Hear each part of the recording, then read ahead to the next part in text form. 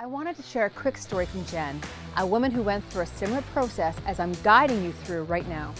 She's now intentionally living her best life experience. Now, when I met Jen, she was at her absolute low of lows. She was totally heartbroken from the sudden ending of her marriage, and as a result, she was feeling very disconnected from her sense of joy and love. After going through my Rock Your Life 101 coaching, I was able to help guide her on a transformational journey. Fast forward to today, and she's actively manifesting on her own a life experience that is much richer, with more confidence, better relationships, improved physical health as well.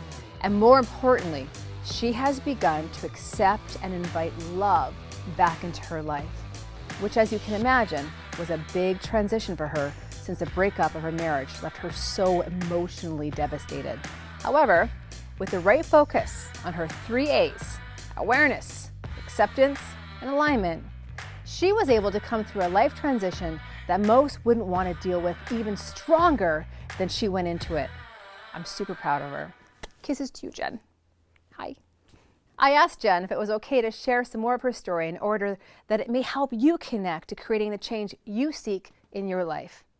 Her go-to self-sabotage patterns included a few, such as feeling and believing she is unlovable, not worthy of being loved.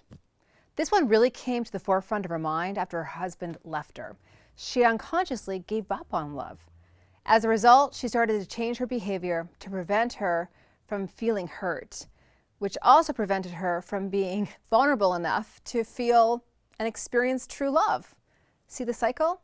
She began to hide in her house and not want to go out on any kind of social functions or interactions, and she resisted meeting new people and shrunk away from friendships that actually spanned for decades. Her pain from her loss sucked her into a dark hole of resentment, shame, lack of self-care, and a general sense of, I just don't care anymore. Another self-sabotage behavior she let take control of her life was her language. Now, what we say is a big part of how we experience life, and I listen very carefully to the language that my clients use. And I remember in one session, Jen used the word ridiculous 47 times. So what words are you using regularly that are squashing your positivity and your possibility? Or maybe that are just minimizing your self-worth? Once Jen became aware of how she used certain words to lower her worth, she was able to turn that ship around, like big time. Another behavior that Jen used that fostered her self-sabotage was that she prioritized the unimportant tasks, which in turn created distractions. And oh my God, I totally do this. Do you? When we first started working together, Jen talked a lot about how she needed to clean out her space, clean it out, get organized. And it was a big goal, and one that she was insistent was super important to her feeling in control of her life again. When weeks passed and she was no closer to finishing it, it became clear that this goal was a distraction from her real soul-centered needs, which, by the way, were to get out of the house and connect with people and to take consistent action in self-care. So let's take a moment. Let me ask you, do you see yourself, a reflection of yourself, in Jen's journey? I know I do. As with all my beautiful clients, Jen reinforced for me the importance on taking action, on not having to have it all figured out, on not having to examine and understand every emotion, because that is exhausting. It was her ability to take small and courageous steps that ultimately helped her to create and accept love back into her life. I know when you're going through these dark moments, it may be hard to be inspired. However, I felt the need to share it because, as much as it may be hard to believe, there is light at the other side of this tunnel. I want you to know that. From coaching hundreds of people and women just like Jen over the years, I've learned that often what we think we want is merely a reaction to what we really need to create for ourselves. So for this video, I want to challenge you to first stop overthinking so much. Trying to figure everything out is so exhausting. Feeling stuck, it's exhausting, frustrating.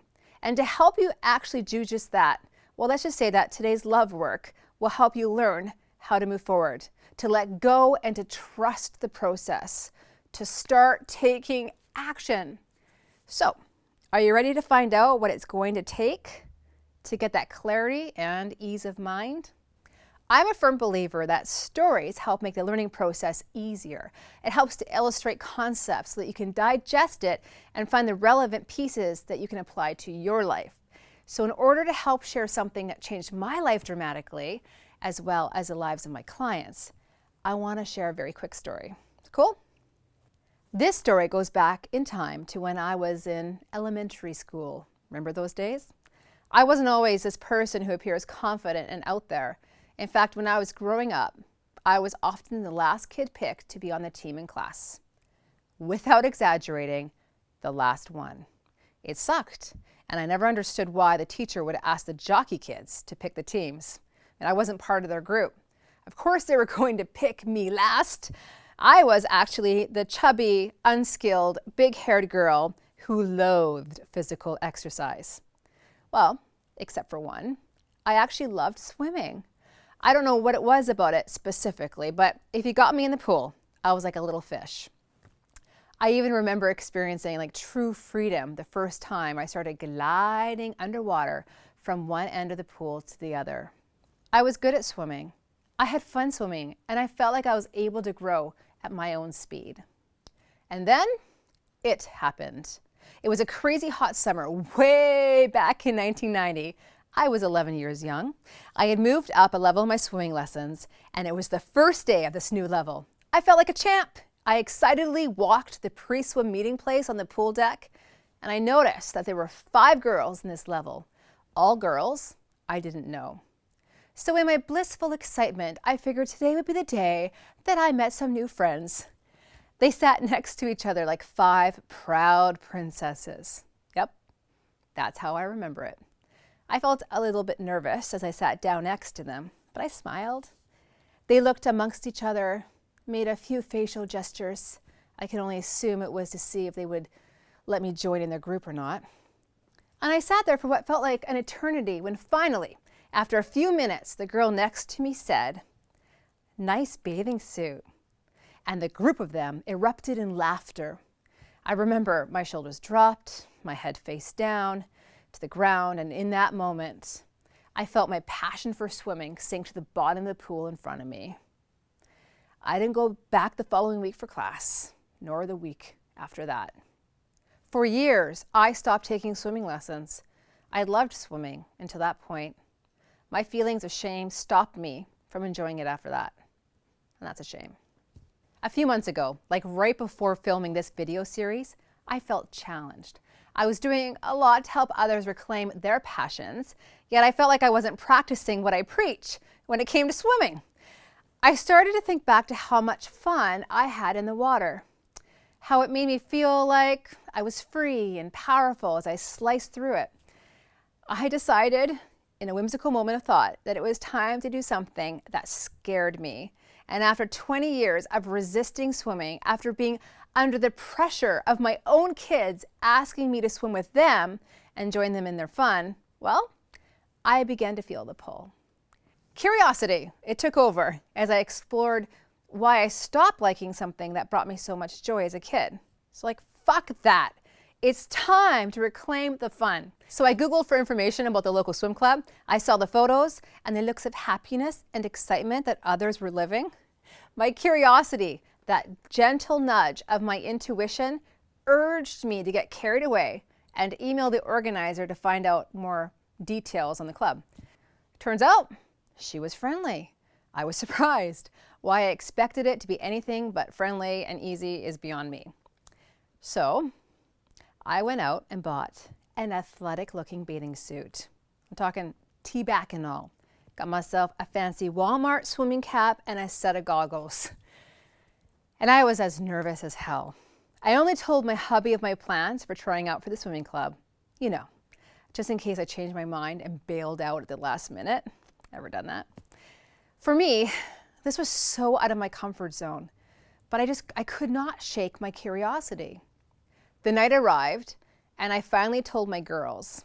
There was no turning back now. They were so excited for me. What? Mommy is going swimming? Well, yes, I was. Especially going swimming once I told them I was going to do it. I mean, talk about accountability. So I got to the local pool, and all this baggage and stuff that I had held on and buried for all these years really started to poke its head up. I was so nervous. I was shaking like a new girl in school would. I was that nervous new girl at 37 years old, but I was armed with curiosity and life experience. In all that nervous energy, there was a little voice, something inside that was just whispering for me, like, just try, just try. As I walked onto the pool deck, I looked for a gathering of buff, athletic, slender, sexy swimming athletes. Thankfully, I saw only one person that matched that description. It turns out he was the coach. He was kind of hot. The rest of the adults there were a mix of short, tall, fat, skinny, old, and young, and they had this energy that was just like me.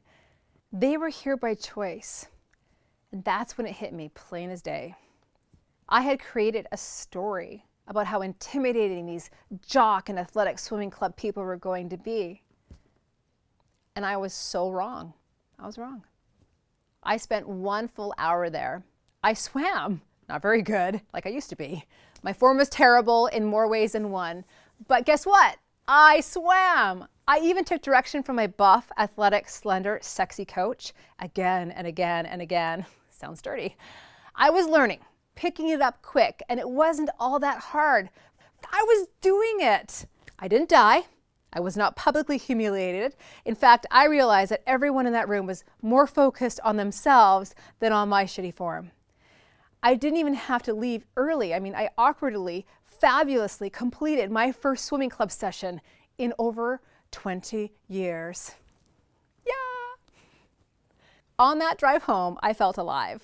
It was liberating. I went from living in a story ruled by fear, shame, and regret into a story, an actual reality of revival, courage, and fun, all because I took a chance on this little thing called curiosity.